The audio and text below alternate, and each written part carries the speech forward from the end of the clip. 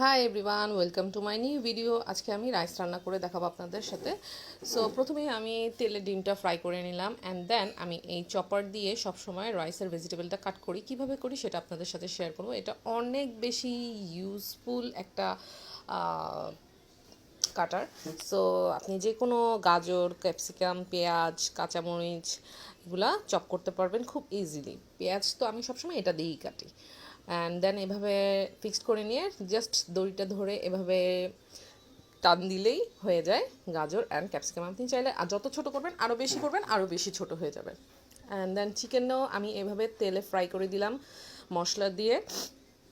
এখানে chicken fry হইতেছে and then আমি চিকেনটা উঠে ভেজিটেবলগুলো তেলের মধ্যে দিয়ে দিলাম। এর সাথে আমি দিব লবণ, টেস্টিং সল্ট আমি ইউজ করি না, অ্যান্ড সয়া সস,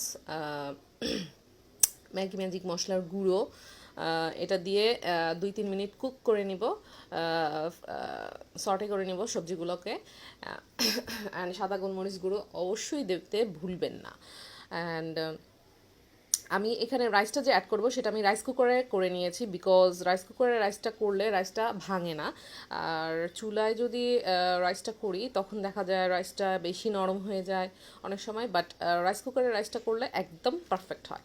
দেখতেই পারতেছেন কত পরিমাণে ঝরঝরে হয়েছে। আমি এটার মধ্যে দিয়ে দিলাম মিক্স করে নেওয়ার জন্য, অ্যান্ড দেন ডিম অ্যান্ড চিকেন সব কিছু দেওয়ার পরে আমি এর মধ্যে দিব লবণ, ম্যাগি ম্যাজিক মশলার গুঁড়ো, সাদা গোলমরিচ গুঁড়ো অ্যান্ড সয়া সস।